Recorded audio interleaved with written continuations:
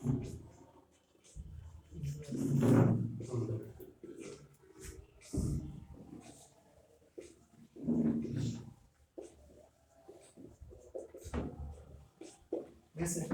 नाम डेफिनेशन लिखा ঠিক আছে ডক্টর মোহাম্মদ ওয়াইস করণী আগে ফরিদপুর মেডিকেল কলেজ নাম ছিল, এখন Bangabandhu Sheikh Mujib medical college hospital থেকে আপনি যদি ইয়ে করেন কলেজের নাম দিলে পর্যন্ত, আর যদি হসপিটালে আপনি ডিউটিরত অবস্থায় এটা আমরা লিখি পুরোটা এরকম আর কি। আর যদি শুধু কলেজের নাম দেন তাহলে এই পর্যন্ত, ঠিক আছে। আচ্ছা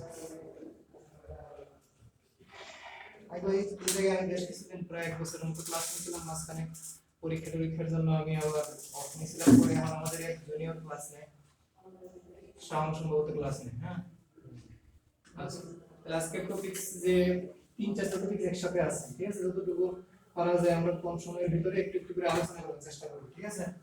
আচ্ছা প্রথম টপিক যেটা হলো ভ্যাকসিনেশন।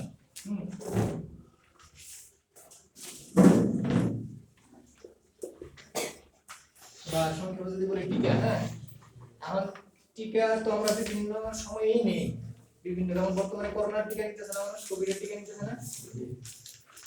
আর টিকার উদ্দেশ্য কি এবং বাচ্চাদের ক্ষেত্রে টিকার আমাদের কোন সময় কত বছর বয়সে দিলে কি হবে, না দিলে কি হবে, এটার সিকোয়েন্সটা কি, ঠিক আছে। এখন টিকা উদ্দেশ্য হলো যে কোনো একটা রোগের বিরুদ্ধে প্রতিরোধ ব্যবস্থা বডিতে গড়ে তোলা, তাই তো। আমাদের বডিতে একটা ইমিউন সিস্টেম আছে, ইমিউন সিস্টেমের মধ্যে কিছু অ্যান্টিবডি কিছু জিনিস আছে যেটা আমাদের রোগ জীবাণুর বিরুদ্ধে কাজ করে। আর অ্যান্টিবডি যদি আমার কোনো একটা জীবাণুর বিরুদ্ধে তৈরি করতে হয়, তাইলে ওই যেই জীবাণুর বিরুদ্ধে আমি অ্যান্টিবডি তৈরি করব ওইটার একটা জীবাণু বডিতে প্রবেশ করে থাকে, মানে তার পরিচিত করাইতে হয়। যেমন আমি মনে করেন বর্ডারে মনে করেন বিজিবি মোতায়েন করলাম, তাই তো। এখন বিজিবি মোতায়েন করে বসে থাকলাম, আমি যদি যেমন তাদের রুলস রেগুলেশন যদি আমি না শিখিয়ে দিই যে কোন ধরনের মানুষকে আমি শত্রু হিসেবে চিহ্নিত করব, হ্যাঁ, তারপরে আমার পরিশত্রু কারা, এখন যদি তারা না শিখিয়ে দেয়, সে যদি আবার নিজের দেশের মানুষকে শত্রু মনে করে গুলি করতে থাকে, তাহলে তো ঝামেলা আছে। এই কারণে আমার বডিতে কোন ভাইরাসের বিরুদ্ধে বা কোন ব্যাকটেরিয়ার বিরুদ্ধে কাজ করবে ওটা আমি তারে শেখানোর জন্য বডিতে আমি ব্যাকটেরিয়া বা ভাইরাসের কিছু অংশ বডিতে ঢুকাই দিতে হয়, যাতে সে চিনতে পারে যে এটার বিরুদ্ধে আমার পরবর্তীতে যদি এরকম কোনো জীবাণু আসে এটা মারতে হবে, ঠিক আছে। এখন আমি এমন পরিমাণে যদি আমার বডিতে ঢুকাই দিই যে এটাকে আবার আমি ভাইরাস বা ব্যাকটেরিয়া কিছু অংশ বডিতে ঢুকাবো চেনানোর জন্য, এমন পরিমাণে ঢুকাই দিই যে এটাকে রোগ করে বডিতে রোগ তৈরি করে ফেলে। কারণ একটা লোড আছে, ভাইরাল লোড নামে একটা জিনিস আছে, যে এমন পরিমাণ দিতে হবে যে এটাকে আবার রোগ তৈরি করবে না, ঠিক আছে। সামান্য পরিমাণ জাস্ট খালি তারে পরিচিত করানোর জন্য যে এটা বাইরের শত্রু, এটা বডিতে ক্ষতি করবে, এটা চিনানোর জন্য বডির ভিতরে কিছু ভাইরাস ও ব্যাকটেরিয়া কিছু অংশ ঢুকাই দেওয়া হয় যাতে সে চিনে। আবার এমন পরিমাণে ঢুকানো যাবে না যে এটাকে রোগ তৈরি করবে, ঠিক আছে। কারণ আমরা খাওয়া দাওয়া বাতাস টাতাসের সাথে শ্বাস প্রশ্বাসের সাথে অনেক জীবাণু আমাদের বডিতে ঢুকে, সবগুলোই কি আমার রোগ করে, রোগ তৈরি করে না। কারণ একটা নির্দিষ্ট পরিমাণ জীবাণু যদি আমার ভাইরাল লোড বা একটা নির্দিষ্ট পরিমাণ জীবাণু যদি আমার বডিতে ঢুকে তাইলে সে রোগ তৈরি করতে পারে। তাই ওই যে পরিমাণ ঢুকলে বডি থেকে রোগ প্রতিরোধ রোগ তৈরি করবে এর চাইতে কম পরিমাণ দিব, জাস্ট বডিকে চেনানোর জন্য যে এটা জীবাণু, ঠিক আছে। ওই ভ্যাকসিনে এটাই করা হয় যে জীবাণুর কোন একটা অংশ বডিতে ঢুকানো হয়, ঠিক আছে। তাইলে এটা হইতে পারে ডাইরেক্ট জীবাণু হইতে পারে বা জীবাণুর কোন একটা অংশ বা ইনঅ্যাক্টিভেট করে ওই জীবাণুটারে এমন ভাবে আমি ফর্ম করব যে এটা আর রোগ তৈরি করতে পারবো না, এরকম ইনঅ্যাক্টিভ অবস্থায় তার বডিতে ঢুকাবো, বিভিন্ন ভাবে ঢুকানো যায় বডিতে, ঠিক আছে। ডাইরেক্ট জীবাণুটা অ্যাক্টিভ অবস্থায় ঢুকানো যায়, ইনঅ্যাক্টিভ অবস্থায় ঢুকানো যায়, আবার ডাইরেক্ট অ্যান্টিবডিও বডিতে ঢুকানো যায়। বিভিন্ন ধরনের ভ্যাকসিন আছে, ঠিক আছে। এত ডিটেইলসে না গিয়ে আমরা প্রথমে বাচ্চাদের ক্ষেত্রে কি কি টিকা দেওয়া হয়, কত সময় দেওয়া হয়, কি রোগের বিরুদ্ধে দেওয়া হয়, না দিলে কি সমস্যা। হ্যাঁ বাচ্চাদের স্যার আমরা যে করোনা টিকাটা নিচ্ছি এটা কি ইনঅ্যাক্টিভ হিসাবে ঢুকানো আছে না ই হিসাবে, অর্থাৎ এটা কি ইনঅ্যাক্টিভ না রোগ প্রতিরোধ ক্ষমতা বাড়াবে, যেটা রোগ প্রতিরোধ ক্ষমতা বাড়াবে, রোগ প্রতিরোধ ক্ষমতা বাড়াবে, আমরা অ্যান্টিবডি তৈরি করার জন্য বডিতে ঢুকাইতেছি, ডাইরেক্ট অ্যান্টিবডি ঢুকাইতেছি না, অ্যান্টিবডি ঢুকাচ্ছে, অ্যান্টিজেন একটা অংশ ঢুকাইতেছি, ঠিক আছে। অ্যান্টিবডি তৈরি করবে, অ্যান্টিবডি বডিতে তৈরি করবে, অ্যান্টিজেন ঢুকাইতেছি, অ্যান্টিবডি তৈরি করবে, ডাইরেক্ট অ্যান্টিবডি ঢুকাইতেছি না, ঠিক আছে, অ্যান্টিজেন ঢুকাইতেছি। আচ্ছা এখন আমরা দেখি যে বাচ্চাদের ক্ষেত্রে কি কি টিকা দেওয়া হয় এবং কোন কোন বয়সে দেওয়া হয়, ঠিক আছে। এখন সাধারণত যে টিকাটা দেওয়া হয় এই প্রোগ্রামটার নাম হলো ইপিআই। ইপিআই প্রোগ্রামটা কি? ইপিআই এর ফুল মিনিং হলো expanded, EDA expanded PDF programme on ideal immunisation, expanded programme on immunisation. আর এটার অর্থটা কি? এক্সপান্ডেড মানে যে জিনিসটা বাড়তেছে, হ্যাঁ, প্রোগ্রাম মানে একটা কর্মসূচি, ইমিউনাইজেশন মানে ভ্যাকসিনেশনটা ইমিউনাইজেশন বোঝানো হয়েছে, ঠিক আছে? তাহলে এখন এক্সপান্ডেড কি কারণে বলা হলো যে এই জিনিসটা আস্তে আস্তে ভ্যাকসিনের প্রোগ্রামটা আস্তে আস্তে বাড়তেছে। যেমন আপনারা হয়তো বা ছোটবেলায় দেখা গেল শুধু যক্ষার টিকা পাইতেন, হ্যাঁ, আমরা হয়তো বা 4-5টা রোগের বিরুদ্ধে টিকা পাইতাম, এখন দেওয়া হয় 10টা রোগের বিরুদ্ধে দেওয়া হয়, ঠিক আছে? ভবিষ্যতে আরো হয়তো বাড়বে, যে সময় সরকারের ক্যাপাবিলিটি বাড়বে, সরকার ব্যয় বহন করার ক্ষমতা বাড়বে, ওই সময় সে আরো নতুন নতুন টিকা ইনক্লুড করবে এই প্রোগ্রামে। এটা ইনক্লুড করবে যেই সরকার যতটুকু ব্যয় বহন করার ক্ষমতা রাখে। যেহেতু এটা ক্রমাগত এই টিকার সংখ্যাটা বাড়তেছে, এই কারণে এটা এক্সপান্ডেড দেওয়া হয়েছে, মানে বাড়বে, ক্রমাগত বাড়বে, ঠিক আছে? মানে এটা সব রোগের বিরুদ্ধে এমন কোন দেশ আছে যে এর চেয়ে আরো বেশি টিকা দেওয়া হয়, 15-20টা টিকা দেওয়া হয়, কিন্তু আমাদের দেশে বর্তমানে দেওয়া হয় 10টা, আগে দেওয়া হয় আরো কম, ঠিক আছে? তার মানে এটা বাড়তেছে আস্তে আস্তে, আরো বাড়তে পারে, যে সরকারের যদি ব্যয় ক্ষমতা করার ক্ষমতা বাড়ে আরো বাড়বে। এই কারণে নাম দিয়েছে এক্সপান্ডেড প্রোগ্রাম অন ইমিউনাইজেশন। যেমন আমরা ছোটবেলায় হেপাটাইটিস এর টিকা পাইতাম না, আমাদের সময় আমিও দিইনি, এই কারণে পরবর্তীতে পার্সোনালি নিয়ে নিয়েছি, কিন্তু এখন প্রোগ্রামের ভিতরে হেপাটাইটিস এর টিকা আছে, ঠিক আছে? এমন না যে আগে দরকার ছিল না হেপাটাইটিস এর টিকা, এখন দরকার, এখন দেওয়া হচ্ছে, এরকম না। আগে সরকার এটা ব্যবহার করার ক্ষমতা ছিল না সরকারের, এই কারণে সরকার দিতে পারতো না, ঠিক আছে? আচ্ছা, তাহলে এই কারণে নাম দিয়েছে EPA, expanded programme on immunisation. আর কি কি আছে টিকা, বাচ্চাদের ক্ষেত্রে কি কি টিকা দেওয়া হয়, কত বয়স থেকে দেওয়া হয়? প্রথম কথা হলো জন্মের পরে একটা টিকা দেওয়ার কথা, জন্মের পর পর ইমিডিয়েট পর পরই দেওয়ার কথা হলো বিসিজি টিকা, বিসিজি টিকা, ঠিক আছে? এটা যক্ষ্মার বিরুদ্ধে যে টিকাটা, বিসিজি টিকা বলা হয়, ঠিক আছে? কিন্তু আমরা সাধারণত জন্মের পর পর দেই না, বিভিন্ন সময় বাচ্চা দেখা যায় বাড়িতে জন্মায়, ম্যাক্সিমাম বাচ্চা তো বাড়িতে জন্মায়, হ্যাঁ, এখন দাঁড়ান কি কারণে এটা জন্মের পর পরই বাচ্চারা দেওয়ার কথা, জন্মের পর পরই ফার্স্ট ওয়ার্ল্ড কান্ট্রি গুলোতে জন্মের সাথে সাথেই দেওয়া হয়। এমন যদি হয় যে তোমার আপনার এটা বাচ্চা এরোপ্লেনের ভিতরে জন্মাইছে বা বিমানের ভিতরে জন্মাইছে, ওইখানেও দেওয়ার কথা, নিয়মে এটাই আছে, ঠিক আছে? কিন্তু সাধারণত আমরা বাংলাদেশের ক্ষেত্রে এত সচেতন মানুষ তো না, বা এত ফেসিলিটিস থাকে না, এমন একটা জায়গায় জন্মাইছে যে এখান থেকে হলে হেলথ কমপ্লেক্সে যাইতে একদিনও লাগে, এরকম জায়গা বাংলাদেশে আছে না? আছে, বা এত সচেতন মানুষ না, এই কারণে এটারে বাংলাদেশের ক্ষেত্রে সাথে সাথে দেওয়া হয় না, 6 সপ্তাহ পরে দেওয়া হয়, 6 সপ্তাহ পরে আরো কিছু টিকা দিতে হয়, ওইগুলোর সাথে একসাথে দেওয়া হয়, ঠিক আছে? তাহলে প্রথমে আমরা টিকা শুরু করি, তাহলে শুরু করার কথা জন্মের পর পরই, কিন্তু বাংলাদেশের ক্ষেত্রে শুরু করা হয় 6 সপ্তাহ, 6 উইকস, 6 সপ্তাহ বয়স থেকে শুরু হয়, ঠিক আছে? ওই দিন অনেক টিকা দেওয়া হয়। প্রথমে হলো বিসিজি দেওয়া হয়, ঠিক আছে? ওরাল পোলিও, ওপিভি 1, কারণ এটা 3টা ডোজ আছে তো এই কারণে ওপিভি 1 লিখলাম, ঠিক আছে? তারপরে হলো আইপিভি 1, এটাও 3টা আছে, এই কারণে আইপি দুইটা আছে, এটা আইপিভি 1 দিলাম। তারপরে হলো ডিপিটি, প্যান্টা, মানে ডিপিটি না, প্যান্টার ভিতরে 5টা আছে, প্যান্টা কি কি আছে এটা বলে দেবো পরে। প্যান্টা 1, এই টিকাগুলো দেওয়া হয় প্রথম দিনে, অনেকগুলো টিকা হয়, বাচ্চা প্রথম দিনে এতগুলো টিকা নিয়ে বাচ্চা খুব লেথার্জিক হয়ে যায়, ঠিক আছে? খুব কান্নাকাটি করে। তাহলে 6 সপ্তাহ বয়সে বিসিজি টিকা দেওয়া হয়, এটা যক্ষ্মার, ঠিক আছে? ওরাল পোলিও ভ্যাকসিন, এটা পোলিওর বিরুদ্ধে, ঠিক আছে? মুখে খাওয়ানো হয়। আরেকটা হলো ইনজেকশন দেওয়া হয়, ইনএক্টিভেটেড পোলিও, এটাও পোলিওর, ঠিক আছে? এটা ইনজেকশন। আর এটা হলো প্যান্টা, এটা একটা ইনজেকশন, এটা হলো জাস্ট মুখে খাওয়াবে, বাকি 3টা হলো ইনজেকশন, হ্যাঁ? আর এই প্যান্টা মানে কি? প্যান্টা মানে একসাথে একটা ইনজেকশনের ভিতরে 5টা রোগের বিরুদ্ধে দেওয়া হয়। কি কি থাকে এই প্যান্টার ভিতরে? Diphtheria, pertussis, tetanus, haemophilus influenza, তারপরে হেপাটাইটিস, ঠিক আছে? প্যান্টা মানে কি? 5, প্যান্টা মানে 5টা, একটা ইনজেকশন দেওয়া হবে, এটার ভিতরে 5টা রোগের বিরুদ্ধে জীবাণু, মানে 5টা রোগের বিরুদ্ধে যাতে অ্যান্টিবডি তৈরি হয়, এই কারণে ইনজেকশনটা দেওয়া হয়, এই কারণে প্যান্টা নাম। এই 5টা রোগের, diphtheria, pertussis, tetanus, haemophilus influenza, আর একটা হলো হেপাটাইটিস বি, ঠিক আছে? বুঝা গেল কি? বুঝছেন? প্যান্টার ভিতরে 5টা আছে, 5টা রোগের জীবাণু হলো এটা। ডিপথেরিয়াটা কি সমস্যাটা তো আমাকে ডিপথেরিয়া বলে? ওই জলাতঙ্ক রোগের না না না, জলাতঙ্ক আরেকটা, টিটেনাস,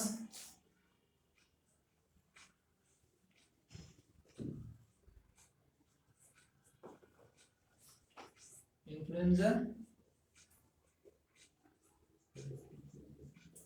হেপাটাইটিস বি, ঠিক আছে? ক্লিয়ার? স্যার এখানে আরেকটা টিকা আছে কি কোনটা? পিসিবি পিসিবি আছে। ভুলে গেছি এটা, ঠিক আছে।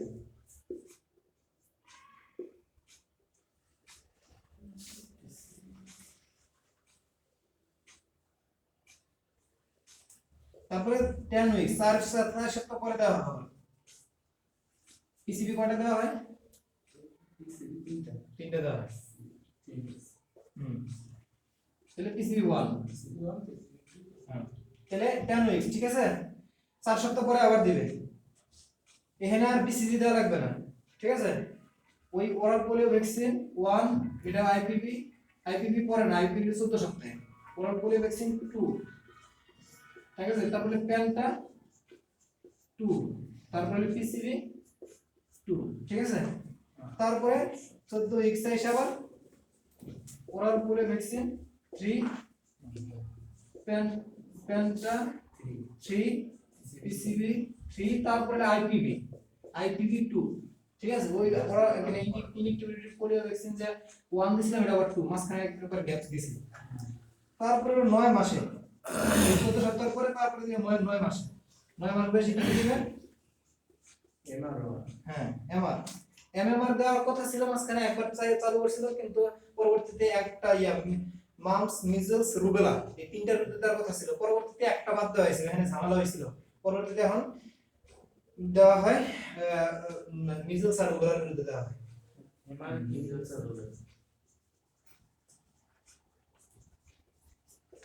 এই যে বললাম না, মিজলস আর রুবেলা, এম দিয়ে মিজলস আর আর দিয়ে রুবেলা, ঠিক আছে। কয়েকদিন এমএমআর দেওয়া হয়েছিল, মাঝখানে কয়েকদিন, তারপরে ঝামেলা হয়েছিল, পরবর্তীতে একটা মাম্পস একটা বাদ দেওয়া হয়েছে, মিজলস আর রুবেলার বিরুদ্ধে দেওয়া হয়, ঠিক আছে। তাহলে হলো কিনা, এই টোটাল একটা বাচ্চার টিকার শিডিউল বুঝা গেল কি? প্রত্যেকটা রোগের নাম, ডিপথেরিয়া রোগের নাম, পারটুসিস একটা রোগের নাম, টিটানাস একটা, হেমোফিলাস ইনফ্লুয়েঞ্জা, হেপাটাইটিস এগুলা, তারপরে বিসিজি মানে এটা যক্ষার যেটা ব্যাসিলাস কালমেট-গুইরির নাম, এখানে টোটাল করে এগুলো আমরা জাস্ট একটা মনে রাখি, ঠিক আছে। আর এটা তো পোলিও, আর এটা রুবেলা আর মিজলস, সবগুলো এক একটা রোগ। কয়টা রোগ হলো? একটা, দুইটা, আর এখানে 5টা, কয়টা হলো? 7টা, হ্যাঁ। আর ওরাল কিনা ওপিভি কয়টা হলো? 8টা, বিসিজি 9টা, তারপরে পিসিবি হলো এটা ওই নিউমোনিয়াটা, ঠিক আছে। তো 10টা ধরে দিনা, 10টা হইছে, 10টা। আচ্ছা, এই 10টা রোগের বিরুদ্ধে এখন দেওয়া হয়। ভবিষ্যতে যদি সরকার আরো চায় আরো বানাইতে পারবে। ঠিক আছে, বুঝছেন? আচ্ছা, আমি বুঝে দিলাম। আচ্ছা, এখন এই টিকা দিলে কি কি সমস্যা হতে পারে? টিকা দেওয়ার পরে বাচ্চাদের কিছু সমস্যা হতে পারে, এটা স্বাভাবিক, এটাতে ভয় পাওয়ার কিছু নেই। সাধারণত আপনার শরীরে যদি একটা সুই ফুটানো হয়, সমস্যা হবে না? ব্যথা করবে না? যে জায়গাটা সুইটা ফুটানো হবে ওই জায়গাটা তো একটু ব্যথা করবে, ওই জায়গাটা লাল হয়ে যাবে, গরম হয়ে যাবে, হ্যাঁ, শরীরে একটু জ্বর আসতে পারে। একটু কষ্ট করে তোলেন, লেখলে একবার নিজে, একবার লেখলে 3বার পড়ার সমান, ঠিক আছে। একবার লিখে নেন, লিখতে হয়।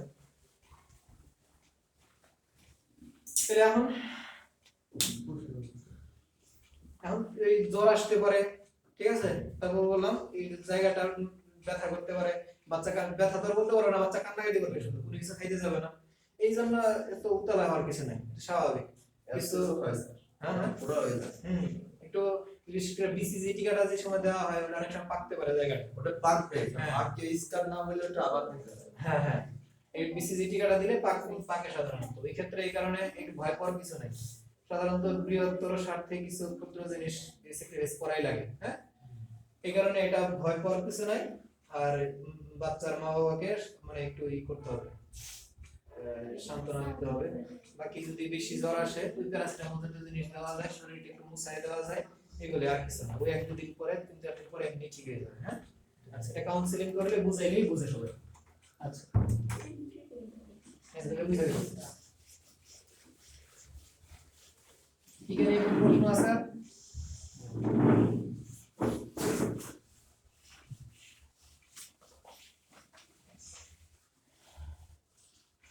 এখন আসেন নিউমোনিয়া।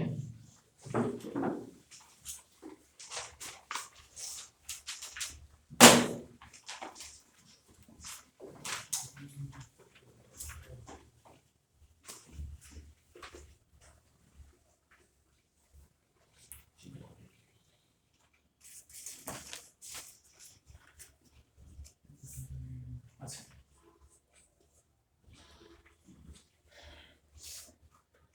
এটা কি দিয়ে হয়, এটার লক্ষণগুলো কি কি, হ্যাঁ, এটার চিকিৎসা কি কি আমরা দেখবো। এখানে মেইনলি হলো এটা চিকিৎসাটা হসপিটাল বেসড ট্রিটমেন্ট, কারণ বিভিন্ন সময় ইনজেকশন ম্যাক্সিমাম যতগুলো ট্রিটমেন্ট আছে সবগুলো ইনজেকশন দেওয়া হয়, ঠিক আছে।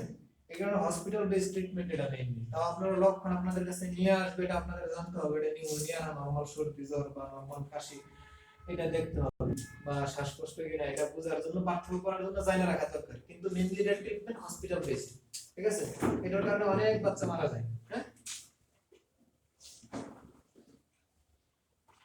ঠিক আছে।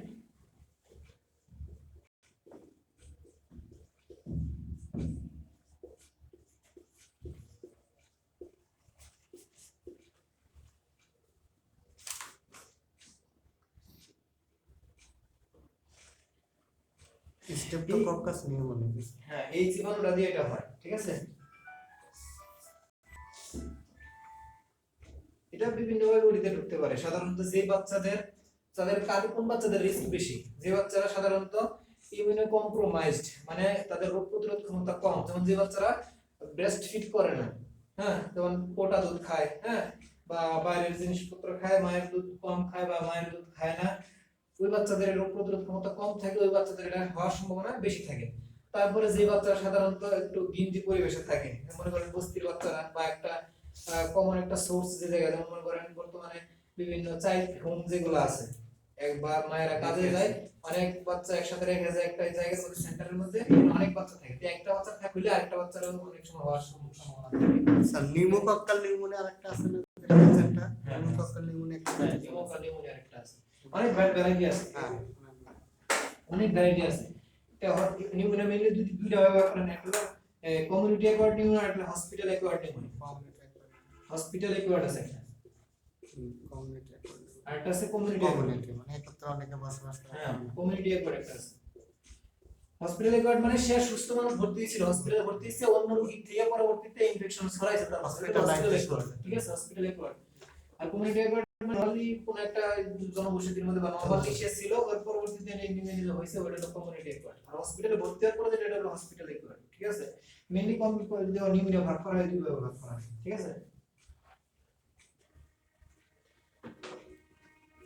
নিউমোনিয়া জীবাণু অনেক ধরনের আছে। আচ্ছা, তাহলে লক্ষণগুলো কি কি হবে? প্রথম কথা হলো তার শ্বাসকষ্টের সমস্যা হবে, হ্যাঁ, যেটা ব্রেথলেসনেস বলা হয়, শ্বাসকষ্ট হইতে যায় কিভাবে বুঝবো? খুব দ্রুত শ্বাস নেবে, হ্যাঁ, এবং শ্বাস নেওয়ার সময় কি বুক ডেবে যায়, যেটা বলা হয়, এনে বুকের খাঁচা যেগুলো এগুলো দেখবে যে ডেবে গেছে, ভিতরে ভিতরে চলে গেছে, এই ডেবে গেছে। এমনি তো নরমালি একটু ভিতরে নিচের দিকে নাম দেয়, কিন্তু নিচের দিকে নামা যায় একদিন, আর ভিতর দিকে ডেবে যায়। কিন্তু নরমাল বাচ্চার শ্বাস প্রশ্বাস দেখলে আগে বুঝবেন যে ওটা অ্যাবনরমাল। নরমালটা আগে নরমালটা বুঝতে হবে, নরমালটা বুঝলে পরবর্তীতে এটা অ্যাবনরমাল এমনি বুঝতে আসবে যে এটা নরমাল না, ঠিক আছে। ওই সময় দেখা যাবে বুকের খাঁচা, হ্যাঁ, বুকের খাঁচার নিচের দিক দিয়ে এরকম ভিতরে ঢুকে যেতেছে এরকম মনে হবে, হ্যাঁ, বুকের খাঁচার নিচেরটা এরকম মনে হবে যে আলাদা করে ইয়েগুলো দেখা যাবে যে এই চামড়াটা বেশি ঢুকে গেছে ওই ইয়ার থেকে, মানে হাড়গুলোর চেয়ে, হ্যাঁ, এটা বলা হয় বুক দেবে যাও। তাহলে প্রথমে হলো শ্বাসকষ্ট।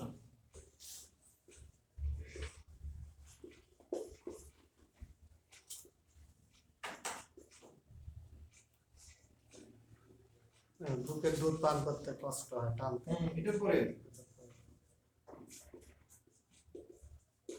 যে কোনো বাচ্চা যদি শরীর অসুস্থ থাকে, বুকের দুধ টানতে এমনি সমস্যা হবে। আর এটা ঘন ঘন শ্বাস নেওয়া লাগে, সে আগে শ্বাস নেবে না বুকের দুধ টানবে, ওটা তো একটা সমস্যা, তাই না। আগে তো কোনটার কারণে বুকের দুধ টানার সমস্যা হইতেছে, কি কারণে? শ্বাসকষ্ট আছে বলে, এটা তো আগে আনতে হবে। বা শ্বাস নেওয়ার সময়, শ্বাস প্রশ্বাসের সময়।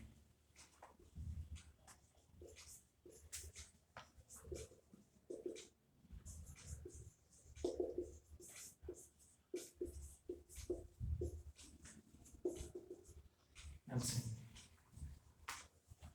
তারপর হলো জ্বর, ঠিক আছে। জ্বর সাধারণত খুব বেশি থাকে, 101, 2, 3, 4 হইতে পারে অনেক সময়, ঠিক আছে, জ্বর।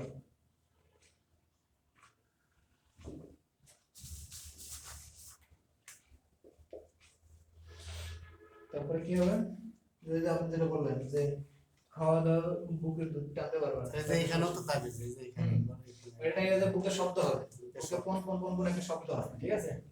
বা বাচ্চার মায়ে বলবে যে বুকের মধ্যে একদম ডাকে বাঁশির মতো যেটা বাচ্চার বাঁশির মতো শব্দ হয়। হুপিং যেটা হ্যাঁ, এক একজনে বলে কোন কোন শব্দ হয়, এক একজনে বলে বাঁশির মতো শব্দ হয়, এক একজন এক এক রকম বলে। ঠিক আছে, হ্যাঁ, এক একজন এক এক রকম বলে শব্দ হয় এটা দেখো। আচ্ছা, সাউন্ড জ্বর, তারপরে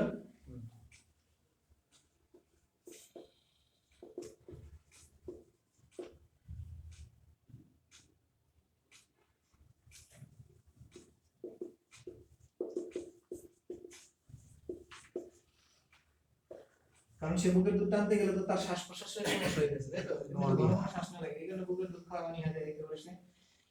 তারপরে বুকে শব্দ, ঠিক আছে, অনেক লক্ষণ আছে। হ্যাঁ,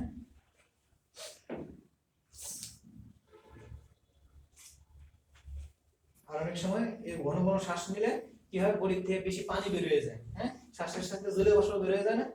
আপনি যে আমরা চশমা টশমা পরিষ্কার করি ফু দিয়ে মানে জোরে বাষ্প ছেড়ে তারপরে পরিষ্কার করি, মানে এখানে জোরে বাষ্প বের হয়, যেখানে ঘন ঘন শ্বাস নেওয়ার কারণে অনেক সময় বাচ্চা খেয়ে যায়, ডিহাইড্রেশনে চলে যায়, ডিহাইড্রেশন থেকে পানি শূন্যতা হয়ে চলে যেতে পারে। এটা পরের কাহিনী, আগে এগুলো মেইন কাহিনী। হ্যাঁ, এগুলো হবে মেইন। এগুলো দেখলে আমি বুঝতে পারবো, ধারণা করতে পারবো যে কি হবে বাচ্চা নিউমোনিয়া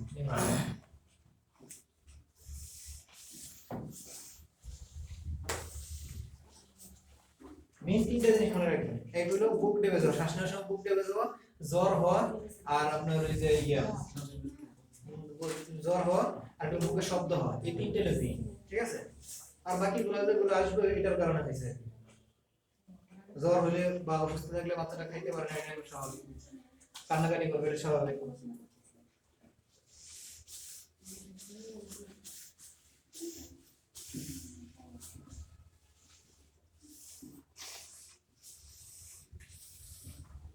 আচ্ছা, তো এখন সাধারণত অনেক সময় যদি হসপিটালে যায় তাহলে কি কি পরীক্ষা করা হয়? একটা সিবিসি করা হয়, হ্যাঁ,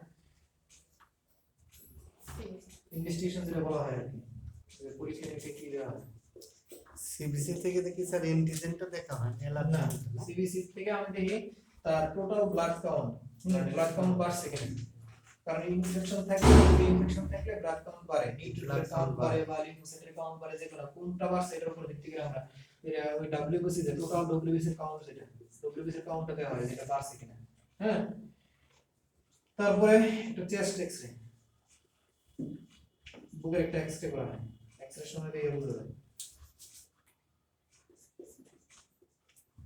ছোট বাচ্চা হইলে অ্যাপি ভিউ, বড় বাচ্চা হইলে পিএ ভিউ, যেগুলো একটা বলা যায়। সাধারণত বাচ্চা 3 বছরের ডাব্লিউবিসি দ্বারা বাচ্চা, কি বোঝাচ্ছে হোয়াইট ব্লাড সেল নাকি ডাব্লিউবিসি হ্যাঁ, হোয়াইট ব্লাড সেল। আচ্ছা, সিবিসি চেস্ট এক্সরে, এটা দিয়ে মেইনলি আমরা সাধারণত এই দিকে পরীক্ষা করে, বেশি পরীক্ষা করানো হয় না। ঠিক আছে, এক্সরের মধ্যে অনেক সময় বোঝা যায় এই অপাক শ্যাডো থাকে, রেডিও অপাক শ্যাডো মানে সাদা সাদা কিছু ইয়া থাকে, শ্যাডো থাকে। ঠিক আছে, এটা সিবিসি চেস্ট এক্সরে, এটা দিয়ে আমরা মেশিন সিবিসি মানে টোটাল কমপ্লিট ব্লাড কাউন্ট। ঠিক আছে, ব্লাডের কি কি, ব্লাডের কোষগুলো, রক্তকণিকা গুলো কোনটা বাড়ছে কোনটা কমছে এটার উপর ভিত্তি করে সাধারণত ডব্লিউবিসি পরিমাণ বাইরে যাবে যদি ইনফেকশন থাকে, যে কোনো ইনফেকশন থাকে। ওই ইনফেকশনটা বোঝার জন্য আমি লক্ষণের সাথে মিলাবো, এক্সরের সাথে মিলাবো, তাইলে আমি নিউমোনিয়া না অন্য ইনফেকশন এটার ধারণা। এপি দ্বারা কি বোঝাচ্ছে স্যার হ্যাঁ হ্যাঁ, এপি মানে বাচ্চাদের ক্ষেত্রে সাধারণত এক্সরে তে করা হয়, সাধারণত বড়দের ক্ষেত্রে এমনি বুকটা বোর্ডের সাথে লাগানো থাকে, পিছন থেকে একটা রশিটা এক্সরে রশিটা ছাড়ে, কিন্তু বাচ্চারা তো দাঁড়াইতে পারে না, এই ক্ষেত্রে বাচ্চাকে সহায়তা করানো হয়, এই ক্ষেত্রে সামনের দিক থেকে এটা সারা হয়, এক্সরে রশিটা বুকের দিক থেকে সারা হয়, পিছন দিক থেকে, এখানে উল্টা। পিএ ভিউ করা হয় বড়দের ক্ষেত্রে, এপি ভিউ করা হয় ছোটদের ক্ষেত্রে, মানে সামনের থেকে এটা রশিটা সারা হয়। ঠিক আছে, এখন আমরা ট্রিটমেন্ট কি দিব বললাম না, ট্রিটমেন্টে অনেক বেশি বিশেষ করে ইনজেক্টেবল জিনিসগুলো, সেফটাজিডিন, এনিকেসিন, এরকম অনেক ইনজেক্টেবল ড্রাগ ইউজ করা হয় না। আপনারা কি করবেন? ঠিক আছে, এটা তো বোঝেন, আপনাদের কাছে তো ইনজেক্টেবল ড্রাগ ইউজ করার কোনো এখতিয়ার নাই। সাধারণত এটা হসপিটাল বেসড করাটাই বেটার, কারণ কিছু কিছু জায়গা নিজে হাত না দেওয়াটাই ভালো। এক্ষেত্রে সাধারণত বাচ্চারা নিউমোনিয়ার কারণে বাচ্চারা যদি বাচ্চা মারা যাওয়ার, বাংলাদেশে যে একটা ইয়ে আছে পরিসংখ্যান আছে বা ওয়ার্ল্ড ওয়াইড একটা পরিসংখ্যান আছে, বাচ্চা মারা যাওয়ার অনেকগুলো কারণ আছে। যেমন নিউনেটের ক্ষেত্রে 28 দিন বয়সের কম বয়সের বাচ্চাদের ক্ষেত্রে যদি আপনি বাচ্চা মারা যাওয়ার কারণ বলেন, যে কম বয়সের বাচ্চা, এর মধ্যে একটা অন্যতম কারণ হলো নিউমোনিয়া। ঠিক আছে, এখন এটা তো সাধারণত হসপিটাল বেস ট্রিটমেন্ট না দিলে বাড়িতে এসে আপনি ইনজেকশন দিয়ে দিলেন, বাড়িতে এসে নিয়মিত এটা ম্যানেজ করতে পারলো না বা সবকিছু খেয়াল করতে পারলো না। হসপিটাল থাকলে তো অনেক সময় নিয়মিত ডাক্তার থাকে, কোনো ইমার্জেন্সি দেখা দিলে অন্য কিছু প্রসিডিউর করতে পারবে সে। অনেক সময় দেখা যায় যে এনআইসিইউ তে রাখা লাগে, হ্যাঁ, অনেক সমস্যা হইতে পারে। এই কারণে হসপিটাল বেস ট্রিটমেন্ট হলো বেটার। হ্যাঁ, তা আপনাদের ক্ষেত্রে কি করবেন? আপনারা সাধারণত মেইন লক্ষণ বুঝা তাড়াতাড়ি হসপিটাল রেফার করবেন। যদি হসপিটালে না যাইতে চায় ওই ক্ষেত্রে আপনাদের কি করা লাগে? এটা সাধারণত মেইন কথা হলো কাউন্সেলিং করবেন, ভালো করে বুঝাবেন যে বাচ্চা মারা যাওয়ার ক্ষেত্রে এটা অন্যতম একটা কারণ। আপনারা যদি বাড়িতে না হসপিটালে না যান, বাড়িতে বসে থাকেন, তাহলে বাচ্চার এই সমস্যা বুঝানোটা আপনার প্রথম দায়িত্ব। ঠিক আছে, বুঝাইলে মানুষ অবশ্যই বুঝবে, কিন্তু এটা যদি নরমাল হিসেবে রাখা দেন তো বাচ্চার মা বাবা হয়তো মনে করবে যে এমনিতেই থাকুক, সব বাচ্চার তো জ্বর কাশি হয়, এটাও ভালো হয়ে যাবে। আসলে ভালো হবে ঠিক আছে, কিন্তু আমার বাচ্চাদের ভালো হওয়ার কাতারে পড়বে এটা তো গ্যারান্টি নেই।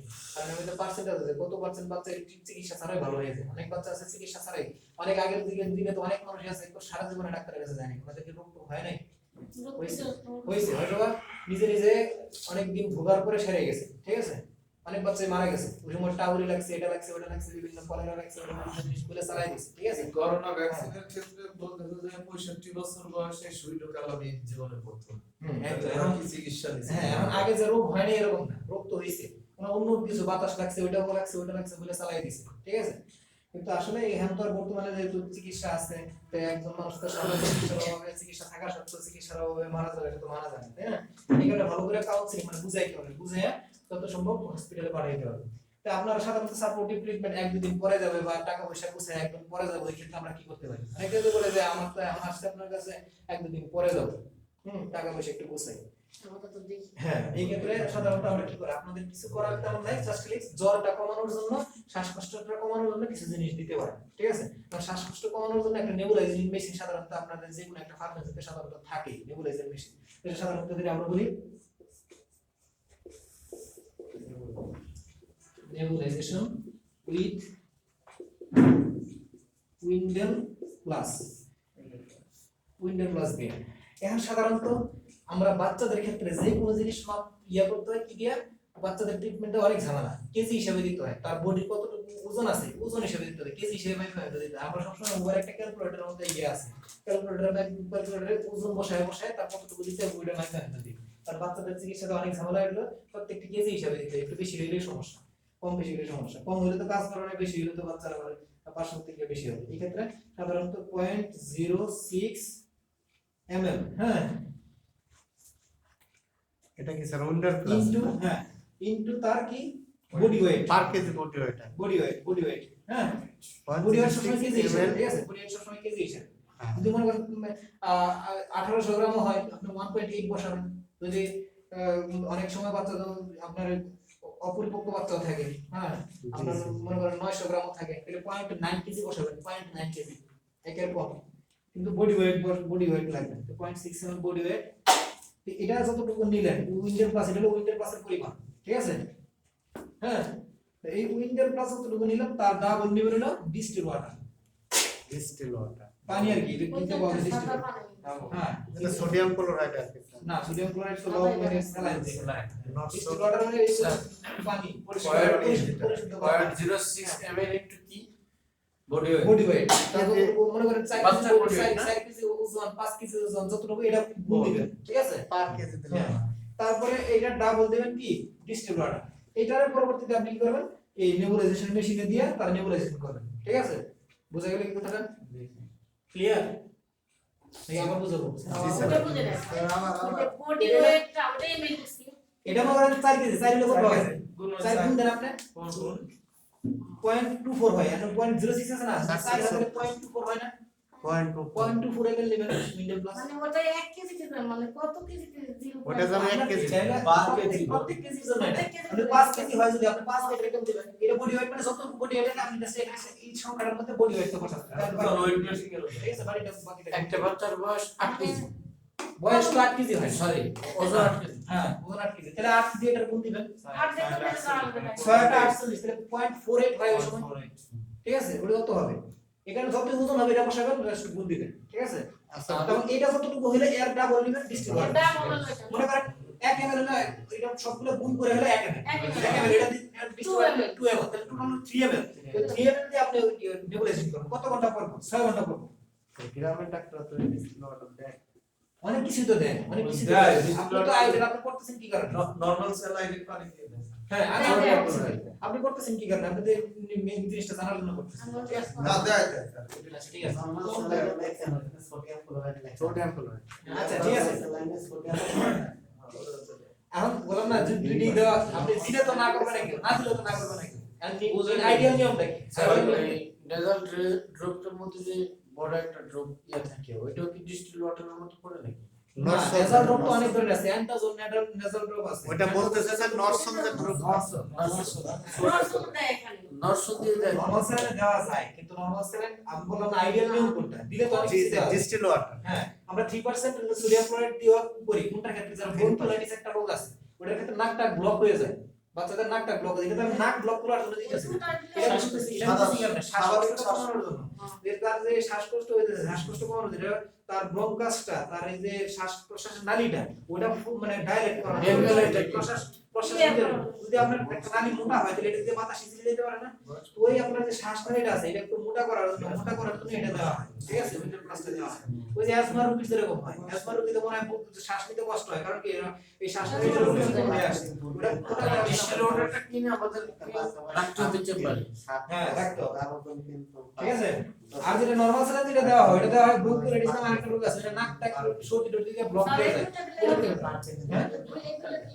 হ্যাঁ এটা দিয়ে 6 আওয়ার মানে 4 ঘন্টা পর পর দিনে 4 বার দিন স্যার নাকটা বন্ধ হলে কি এটা সাথে দেওয়া যাবে তিনটেই দিছিল কি ওই ইয়ো নরসুন সহ দিল ঠিক আছে বললাম না আপনি ওটা দিতে পারবেন সমস্যা নেই কিন্তু আইডিয়াল নিয়ম কোনটা আদর্শ আইডিয়াল নিয়ম আছে ডিস্টিল ওয়াটার। ঠিক আছে আপনি দিতে পারবেন দিলে সমস্যা নাই কিন্তু আদর্শ নিয়ম কোনটা আমরা তো অনেক কিছুই করি ডিস্টিল হ্যাঁ যে জায়গায় ব্যথা ট্যাবলেট দেওয়ার কথা না ওই জায়গায় দিয়ে দিই যে জায়গায় গ্যাসের ট্যাবলেট দেওয়ার কথা দিয়ে দিই এই তো অনেক কিছুই করি আমি আদর্শ নিয়ম কোনটা এটা লোক কথা আপনি করতেছেন আদর্শ নিয়ম আচ্ছা বুডি কাটার কত রুল পার কেজি বুডি এটা বুডি কাটতে একটু বলেন তো স্যার। বুড়ি ঘরটা আমি এই জায়গায় দিব না আমি বলতেছি পার্কে এখানে দিব না কিন্তু পার কেজি বুডি হতে কতটুকু দিতে হয় অনেকে বড় যারা বড়দের দিতে হয় তো সেটা পরে ওইটা আলাদা আমাদের ভাবে ক্ষেত্রে আমরা বোতলের যে এমপুল পাওয়া যায় হ্যাঁ ওটা উইন্টার প্লাস বুড়ি করছে এক এমপুল যেটা পাওয়া যায় যে এমপুল হিসেবে পাওয়া যায় পুরো এক এমপুল ইউজ করি প্রত্যেকবার উইন্টার প্লাস একটা এমপুল হিসেবে ইউজ করি বুড়ি গোটা একটা এমপুল এক এমপুল ইউজ করি ঠিক আছে স্যার নেবুলাইজেশন এই এমপুল যেটা দেওয়া আছে পুরোটা ইউজ করি তাহলে বাচ্চাদের এখানে বুডি কাটার প্রয়োজন নাই না স্যার না বুড়ি গোটা কিন্তু হসপিটাল থেকে সচরাচর ডাক্তাররা দিচ্ছে না শুধু উইন্টার প্লাস দিব